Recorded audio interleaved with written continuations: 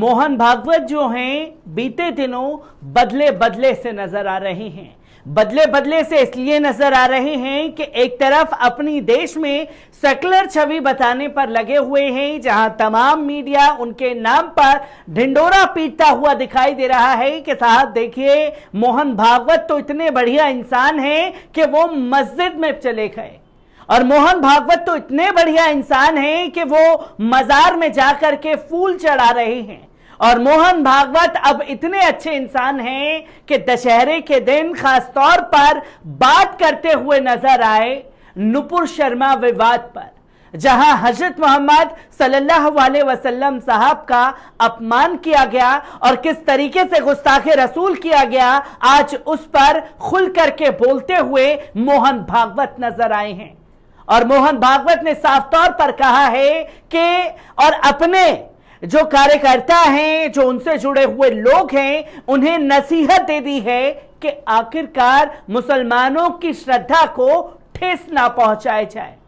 आखिरकार क्यों ये बदले बदले तेवर हैं और किस तरीके से मोहन भागवत के इस बयान के बाद तमाम लोगों की प्रतिक्रिया सामने आई है, जहां पर सरदार मेघराज सिंह ने जबरदस्त तरीके से जवाब दिया है मोहन भागवत को। क्या कुछ तमाम लोगों का इस पर कहना है, एक बार इस पूरी रिपोर्ट पर नजर डाल लेते हैं। आरएसएस प्रमुख मोहन भागवत ने विजयदशमी पर दिए अपने भाषण में हाल ही में पैगंबर मोहम्मद पर बयानों के चलते छिड़े विवाद पर भी बात की है। उन्होंने इस दौरान किसी का नाम तो नहीं लिया, लेकिन इशारों में ही बयानबाजी करने वाले लोगों को नसीहत दी है। उन्होंने कहा कि किसी की श्रद्धा को ठेस नहीं पहुंचनी चाहिए, इसका ध्यान रखना होगा। उन्होंने कहा कि समाज को तोड़ने के प्रयास चल रहे हैं। उदयपुर, अमरावती समेत कई जगहों पर क्रूर घटनाएं हुई। पूरे समाज में इसे अशांति फैलाने का खतरा रहता है। मुस्लिमों के भी प्रमुख लोगों ने इसका विरोध किया। उनकी इस टिप्पणी को उन लोगों के लिए संदेश माना जा रहा है जिनके बयानों पर विवाद रहे हैं। मोहन भागवत ने इस दौरान दिल्ली की एक मस्जिद में अपने दौरे का भी जिक्र किया। उन्होंने कहा कि आरएसएस की ओर से मुसलमानों से वार्ता कोई पहली बार नहीं है, हमने पहले भी ऐसा किया है। डॉक्टर हेडगेवार के समय से ऐसा चला आ रहा है और गुरुजी ने जिलानी से मुलाकात की थी, तब से ही हमारा सभी वर्गों के साथ संवाद चलता रहा है। यही नहीं, उन्होंने कहा कि हम ऐसे समाज से आते हैं जो गलत को स्वीकार नहीं करता। भले ही संघ पर समाज को विश्वास है, लेकिन हम भी कुछ गलत करेंगे तो समाज हमें कान पकड़कर बैठा देगा। उन्होंने कहा कि गलत घटनाओं पर हिंदू समाज खुलकर बोलता है। आरएसएस के मुखिया ने साफ तौर पर कहा कि किसी की श्रद्धा को ठेस ना पहुंचाए, इसका ध्यान रखना होगा। हम दिखते अलग हैं, लेकिन ऐसा नहीं है। अलग होने का विचार गलत है, इसका परिणाम हमने देखा है और इसके चलते हमने धरती खोई और परिवार उजड़े। हमको एक रहना है और भारत के पूर्वजों के हैं। भले ही हमारे धर्म और संप्रदाय अलग हों, लेकिन समाज और राष्ट्रीयता के नाते हम एक हैं। ऐसे विचार से ही देश को एकता और प्रगति के रास्ते पर ले जाया जा सकता है।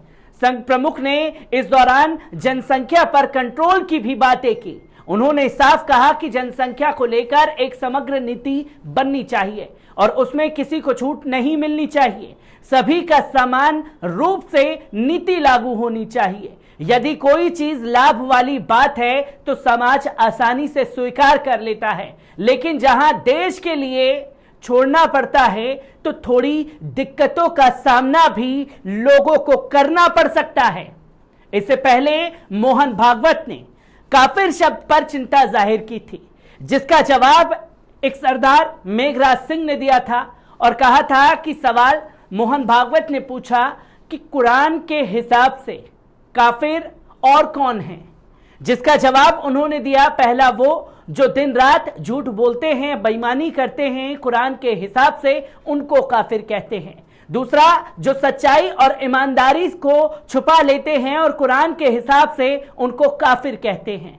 तीसरा, वो जो दूसरे धर्म के लोगों से नफरत करते हैं, छुआछूत करते हैं, कुरान के हिसाब से उनको काफिर कहते हैं।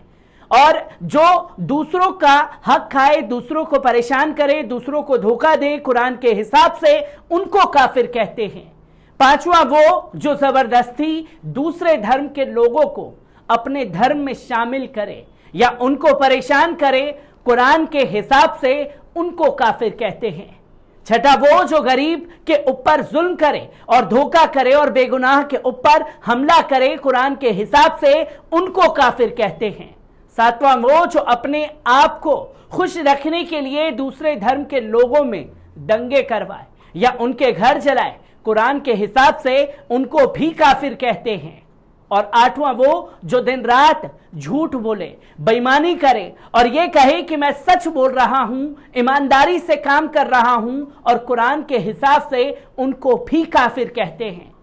अगर कोई दूसरा इंसान भूखा मर रहा हो और प्यासा मर रहा हो, अगर कोई इंसान उसको भूखा प्यासा देखकर भी चला जाए, कुरान के हिसाब से उनको भी काफिर कहते हैं। अगर कोई एक रब को छोड़कर किसी अन्य की भक्ति करे, कुरान के हिसाब से उनको भी काफिर कहते हैं। 11वीं बात, वो अगर कोई स्वर्ग और जन्नत के नाम पर लोगों को लूट कर खाए, कुरान के हिसाब से उनको भी काफिर कहते हैं। अगर कोई नरक या जहन्नुम के नाम पर लोगों को डराए और उनका धन दौलत लूट कर खाए, कुरान के हिसाब से उनको भी काफिर कहते हैं। 13वां, वो अगर कोई इंसान पूरे विश्व में लोगों को अलग अलग समझाकर के उनसे नफरत करे, कुरान के हिसाब से उनको भी काफिर कहते हैं। काफिर वे नहीं होते जिन्होंने इस्लाम धर्म कबूल नहीं किया और जो रब को नहीं मानते हैं। काफिर उन्हें कहते हैं जो इस्लाम धर्म कबूल करके भी एक रब को छोड़कर किसी अन्य को दिन रात सजदा करते हैं। असली रब के बंदे वही होते हैं जो सच्चाई, ईमानदारी, सब्र, संतोष धारण करके पूरे विश्व में सच्चाई फैलाते हैं। असली धार्मिक इंसान वही होते हैं जो खुद सच्चाई के रास्ते पर चलकर दूसरों को भी सच्चाई के रास्ते पर चलना सिखाते हैं।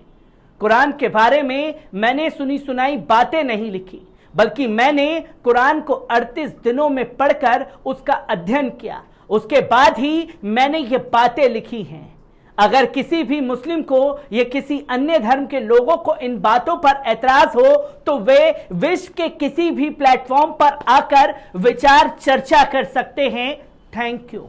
ये कहना है एक सरदार मेघराज सिंह का, जिन्होंने नफरत फैलाने वालों को खासतौर पर आईना दिखाने का काम कर दिया है। और किस तरीके से मोहन भागवत ने नुपुर शर्मा के मामले पर हजरत मोहम्मद सल्लल्लाहु अलैहि वसल्लम साहब का जो अनादर किया गया, उनका अपमान किया गया, उसके खिलाफ बोल करके साफ शब्दों में उन संघी मानसिकता से जुड़े हुए लोगों को नसीहत देने का काम किया है, जहां यह साफ तौर पर कहा कि किसी की भी श्रद्धा को ठेस पहुंचाना आपका काम नहीं है और किसी की भी श्रद्धा को ठेस नहीं पहुंचनी चाहिए। मैं तमाम खबरों से आपको रूबरू कराता रहूंगा। दीजिए इजाजत, शुक्रिया।